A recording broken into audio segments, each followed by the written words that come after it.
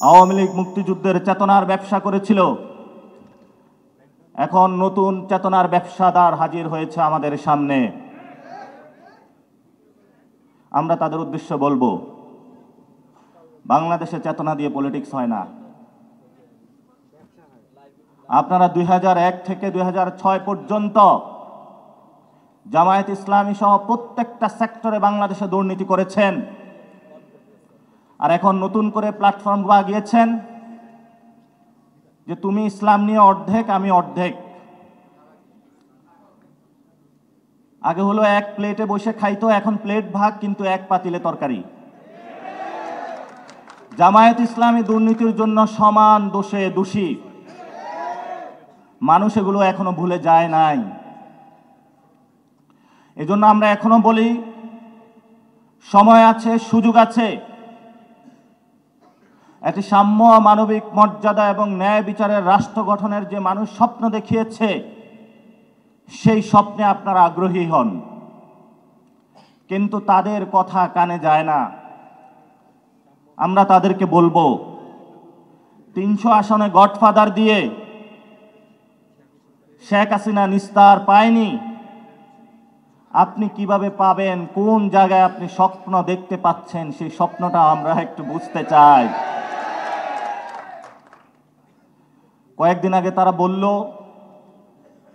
যে তারা নাকি বাংলাদেশে নাকি দুর্নীতি হলো রিমুভ করবে বা দুর্নীতি হলে শেষ করবে।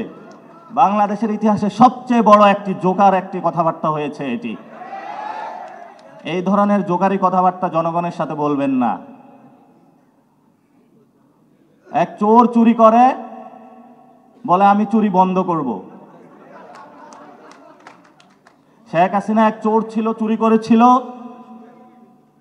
এই চোরের সম্পদগুলো রাষ্ট্রীয় কোষাগারে জমা না দিয়ে দিন দুপুরে ডাকাতদের মতো হায়নার উল্লাস করে পুরো বাংলাদেশে এই 300 গডফাদার দিয়ে তারা মানুষের সম্পদগুলো রাষ্ট্রীয় কোষাগারে জমা না দিয়ে জনগণকে এখন ভোট ব্যাংক কেনার ধান্দায় তারা মানুষকে প্রতারিত করার জন্য প্রচেষ্টা চালাচ্ছে। আমরা বলবো, শেখ হাসিনা যেগুলো চুরি করেছে, এক চোর চুরি করেছে মানুষ থেকে, আরেক চোর গিয়ে তাদের থেকে চুরি করেছে, এটা তো আরো বড় চোর। এই চোরদের থেকে সম্পদ উদ্ধার করে আমাদেরকে রাষ্ট্রীয় কোষাগারে জমা দিতে হবে। আর এই জন্য বাংলাদেশের যুব সমাজ রয়েছে, ছাত্র শক্তি, যুব শক্তি, তাদেরকে কঠিন ভূমিকায় অবতীর্ণ হতে হবে। আমাদেরকে ভয় দেখানোর প্রচেষ্টা করা হয়। ভয়টা বাংলাদেশ থেকে দেখায় না, লন্ডন থেকে দেখায়।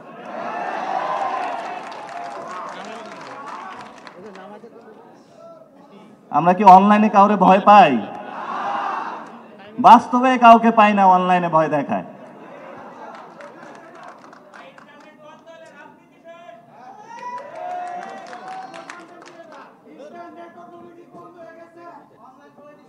এখন কি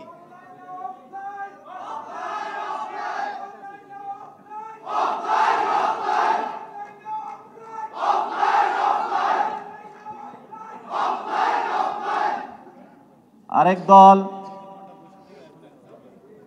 ইসলামের নাম ব্যবহার করে বাংলাদেশে রাজনীতি করতে চাচ্ছে।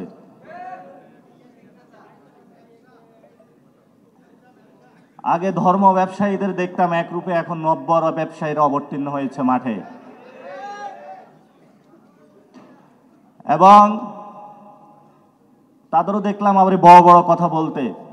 তাদের যে প্রার্থী তালিকা অতীতে ঘোষণা হয়েছিল, সাংবাদিক ভাইরা একটু খোঁজ নেবেন, ওই সময় তো জামায়াত ইসলামী নামটাই ছিল না, তাদের প্রার্থী তালিকা দিয়েছিল জাতীয়তাবাদী রাজনীতির আন্ডারে। তারা ধানে ইলেকশন করেছিল।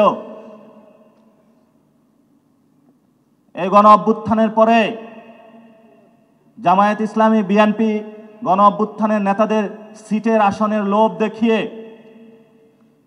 কিনতে চেয়েছিল না। আমরা বলেছিলাম 90-এর ছাত্র নেতারা বিক্রি হয়েছে, 24-এর কোন ছাত্র নেতা ইনশাল্লাহ বিক্রি হবে না, হবে না, হবে না, হবে না। মরে যাবে আত্মমর্যাদার প্রশ্নে আমরা এক বিন্দু ইনশাল্লাহ ছাড় দিব না, দিব না ইনশাল্লাহ। আমরা মাঠে অনেক রক্ত দিয়েছি, আমরা কোনো শহীদের রক্তের সাথে বেইমানি করার জন্য পলিটিক্সে নামি নাই। আমরা কোনো চেতনা ব্যবসা করতে চাই না। আমাদের অনেকে জিজ্ঞাসা করে যে তোমাদের তাহলে আদর্শ কি? তরুণ সমাজ শক্ত রকমের লাল পতাকার দুই একটা সিটের বিনিময়ে যারা বিক্রি হতে চায়, এই ধরনের বামও হতে চায় না। ধর্মকে ব্যবহার করে যারা প্রতিনিয়ত বাংলাদেশকে ধর্মকে বিপন্ন করছে, এই ধরনের ধর্ম ব্যবসায়ী হতে চায় না।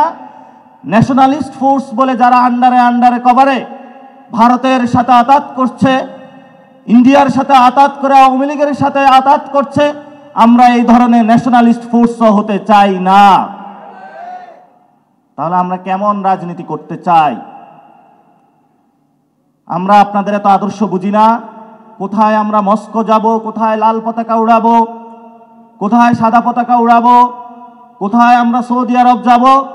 আমাদের একটাই দাবি, আমাদের তরুণ সমাজের চাকরি চাই। এটাই আমাদের একমাত্র আদর্শ এই মুহূর্তে বাংলাদেশে। তরুণ সমাজের পেটে খাবার নাই।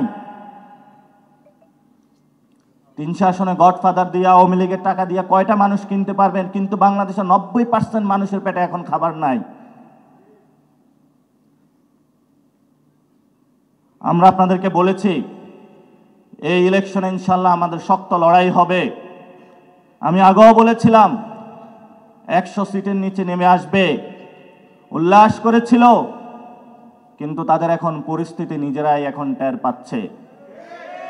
আরেকটা নতুন দলের এখন পাখনা গজাইছে, জামায়াত ইসলামী। গণ অভ্যুত্থানে করছে যারা শহীদ ফ্যামিলি তারা, আর গণ অভ্যুত্থানের এখন নতুন চেতনার কথা বলে তারা নতুন ধর্ম ব্যবসা করে জনগণকে বিভ্রান্ত করার চেষ্টা চালাচ্ছে জামায়াত ইসলামী।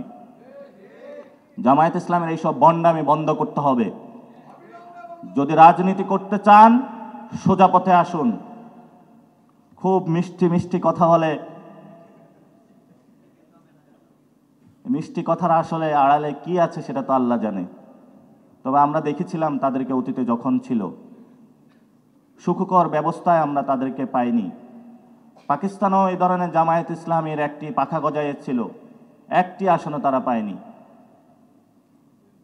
আমাদের সামনে কঠিন লড়াই আছে। এই লড়াইটা আমাদের লড়তে হবে, আমাদের দূর সাগরে পাড়ি দিতে হবে, মনোবল শক্তিশালী রাখতে হবে। আমরা যেভাবে অতীতে রেখেছিলাম ভবিষ্যতে রাখবো। গত 1 বছরে আমাদের পকেটে কোনো টাকা নাই। বাসা থেকে বের হওয়ার সময় ফ্যামিলি জিজ্ঞেস করে যে আর কত টাকা দিব তোকে? আরে বিপ্লবের স্বপ্নে যে রঙিন হয়েছে, পৃথিবীর কোনো কিছুই তাকে ক্রয় করতে পারবে না ইনশাআল্লাহ।